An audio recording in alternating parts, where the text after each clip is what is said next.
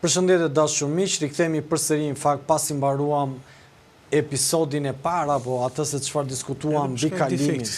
Edhe defekti, por edhe episodin e parë që tregoi që lidhej drejt për drejt me çfarë do ndodhi me dosjet më të rrezikshme apo me dosjet më problematike që tashmë do të ketë brau apo edhe me çfarë po ndodh me qeverinë Rama, do të rikthehemi drejt për drejt për diskutuar në fakt çfarë po ndodh me skenarin e opozitës. Gati 1300 policë janë brenda edhe jashtë kryeministrisë, të cilët kanë rrethuar dhe kanë blinduar kryeministrinë. Dhe kjo lidhet faktin që tashmë disa zëra, por nuk është asgjë e vërtetuar që ditën e sotme Partia Demokratike do të bëjë një protestë e cila në fakt do të ketë zhurmë, do të ketë rrëmuj dhe do të ketë ty me flak për të rrëzuar Edi Ramën. Kjo është një prej protestave e cila thritet që në momentin kur vetë zoti Berisha tashmë ditën e sotme duhet ishte në GKO për dosjen Partizani, por gjithashtu dhe ku qeveria Rama po përballet me jo vetëm degradim moral, jo vetëm një korrupsion, por po përballet me atë se çfarë do të thotë një keqeverisje e vendit. Ministra, drejtues, eminenca gri, të cilët kanë vepruar si një band kriminale për të vjedhur taksat e shqiptarëve, për të vjedhur dhe për të rrëmbyer çdo pasuri të mundshme të shqiptarëve. Kjo ka qenë fakt kryefjala që s'pa ka zbuluar dhe ditën e sotme, kur stafeta ka kaluar nga zoti Dumani tek zoti Brau, neve shikojmë dhe kuptojmë që politika shqiptare dhe përballja drejtësi politikë sa do të vi edhe do të ketë një përballje më të shumë. Në këto momente që ne flasim, vetë zoti Berisha ka ardhur në Partinë Demokratike dhe ka qëndruar në Partinë Demokratike.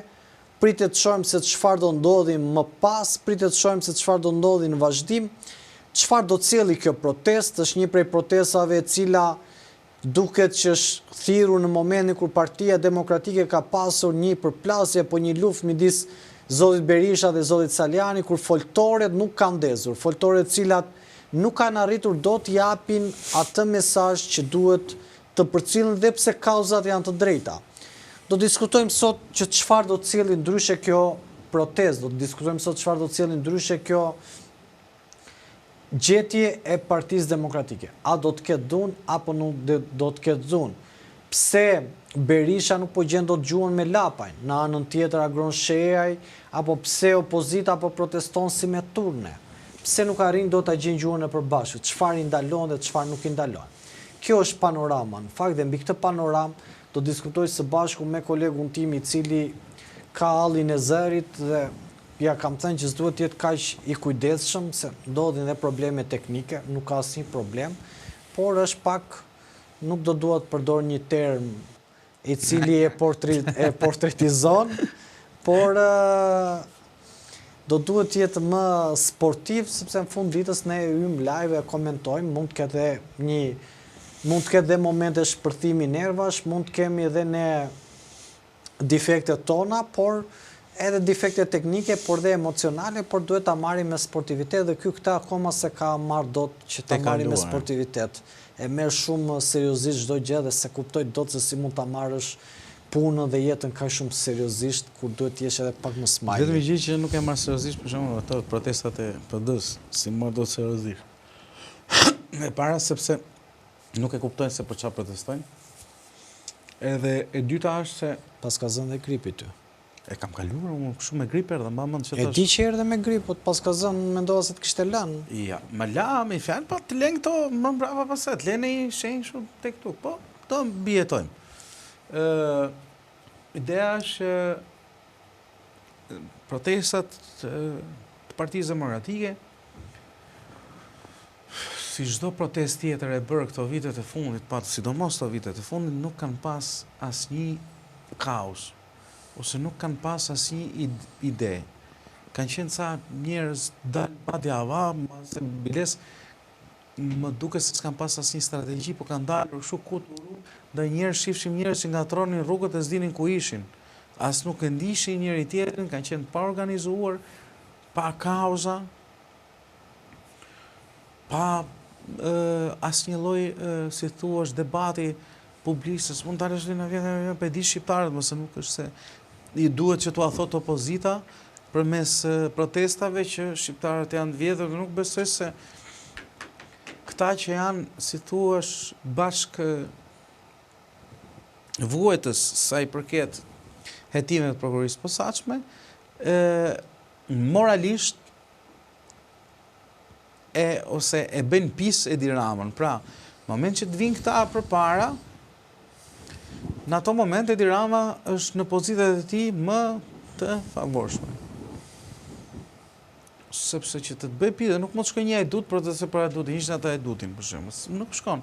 As i kriminal që thotë, ishini atë se unë do mbaj krahun. Unë besoj se Andrej, shkon për shembull të protestojë se këta shkojnë aty dhe sulmojnë Dumanin për shembull. Shkon kjo gjë? Se këta kur i duan e shpallin Dumanin e ro, kur e duan e shpallin... e ro në njërë, po nuk e...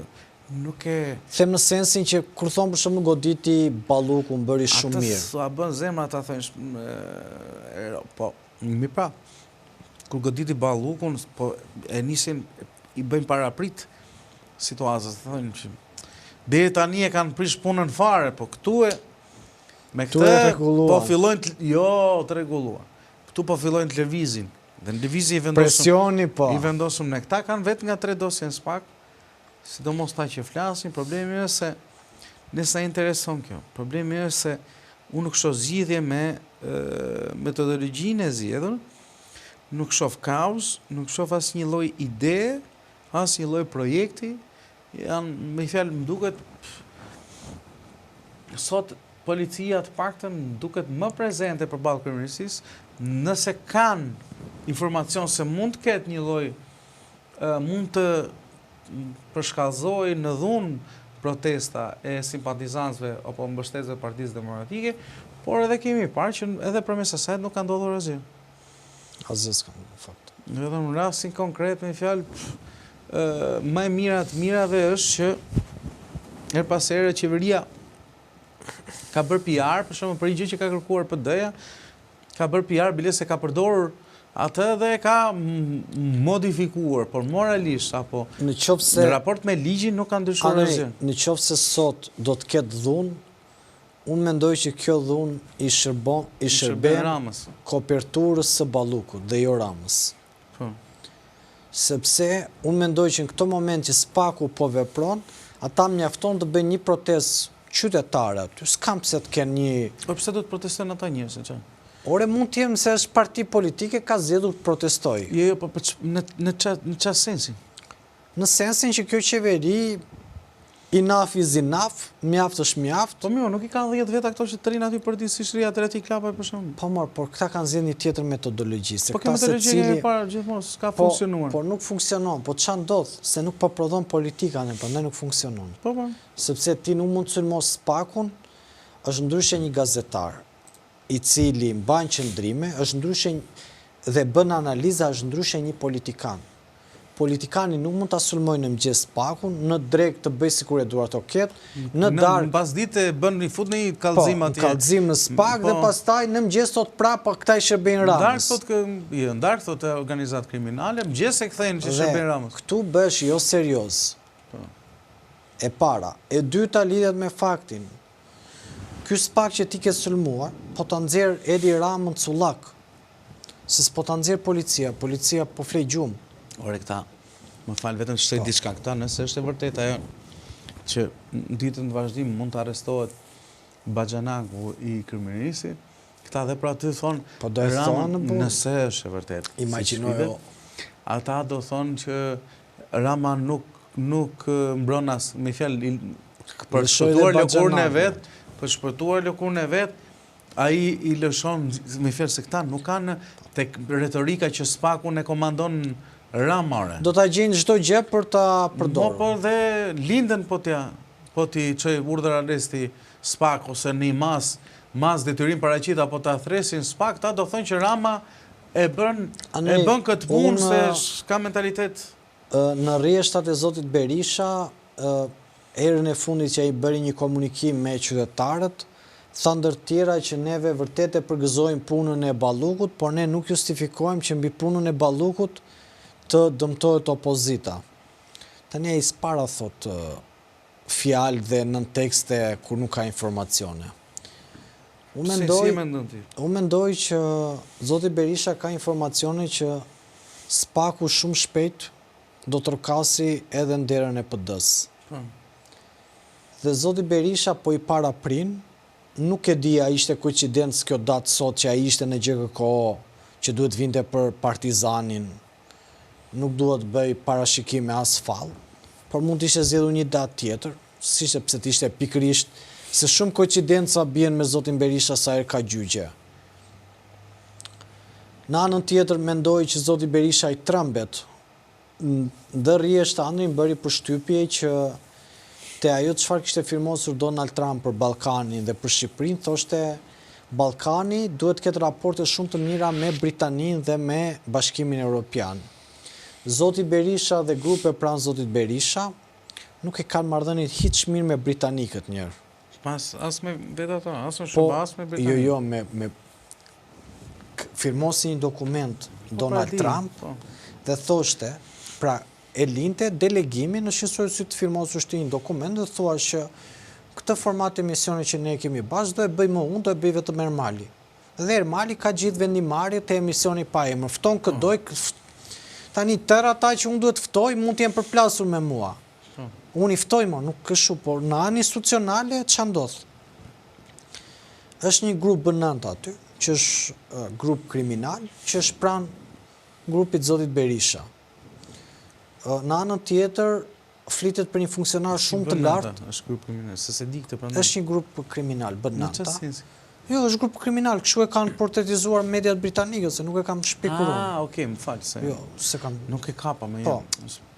Më realisht. Dhe është dhe një personazh tjetër, shumë pranë zotit Berisha, i cili thuhet që është non grata në Britani, thjesht nuk është bërë publike.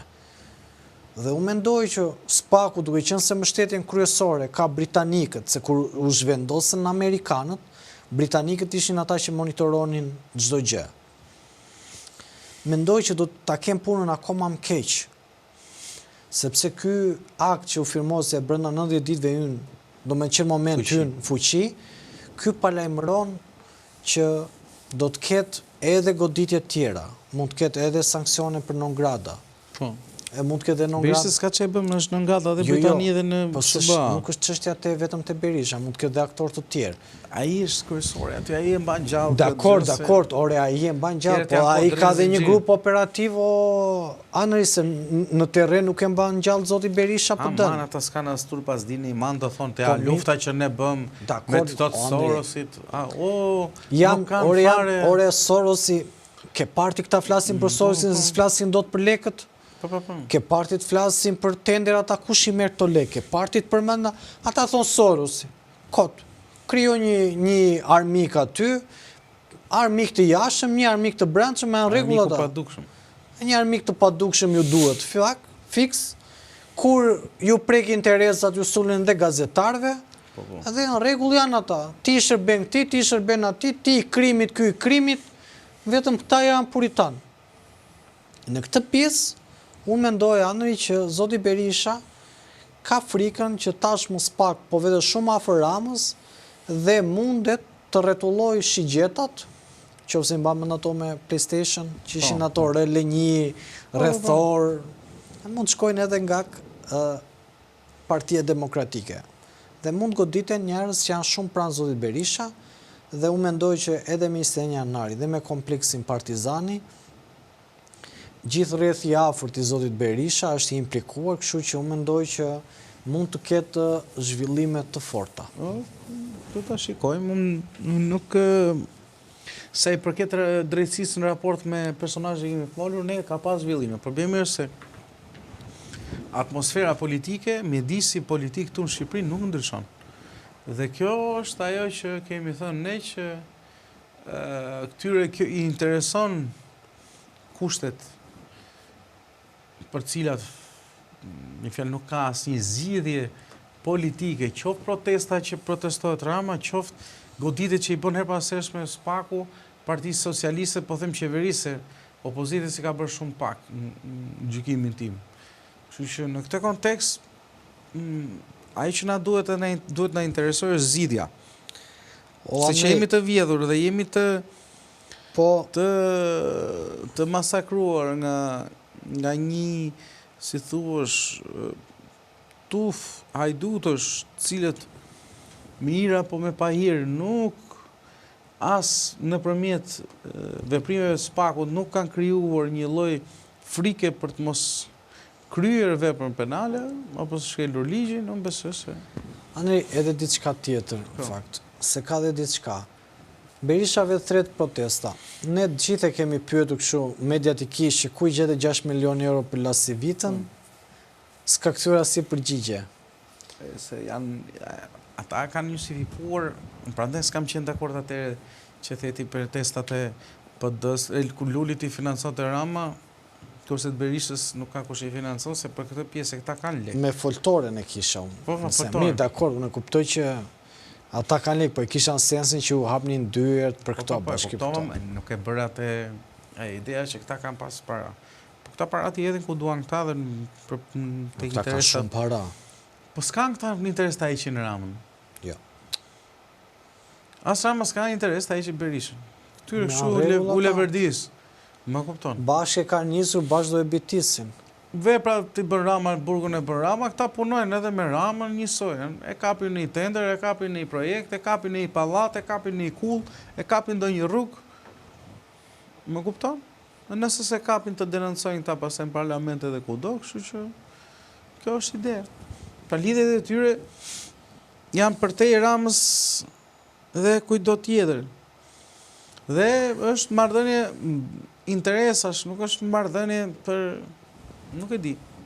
Por ne duhet presim më shumë nga protestat, cilat tani po bën dhe qesharake, se kanë dalë gjithsekush i ka dalë në rrugë, ka me fjalë si kush e kush për treguar që kauza e tij është thithur përpara, pra e del një tjetër aty për bri, është bërë bulevardi përballë kryeministrisë, tamam si agora për si thuash aktivizim ose thirrje protestash dhe as janë të gjithë pa bosht, po ti shikosh janë të gjithë pa një arsye reale, se si pa një strategji reale, thjesht kanë dalë aty kot me demek në emër të protestës për të protestuar për vjedhjet, po her pas here kur vjen puna mirë ose ngushtë, janë po të prapë ta që bashkëpunojnë si me njëra palë apo me palën tjetër, kështu që establishmenti i vjetër do vazhdoj të qëndrojë aty për sa kohë edhe këta tjerët që janë poshtë tyre janë po prapë klientët e këtyre. Po, është vërtet fakt. Kështu që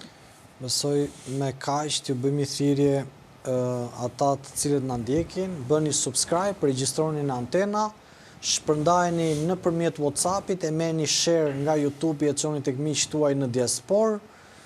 Mund ta bëni klikime dhe like, bëni subscribe dhe do të shihemi mbi ngjarje dhe zhvillime të ndryshme nga unë dhe Anëri, natën e mirë. Natën e mirë.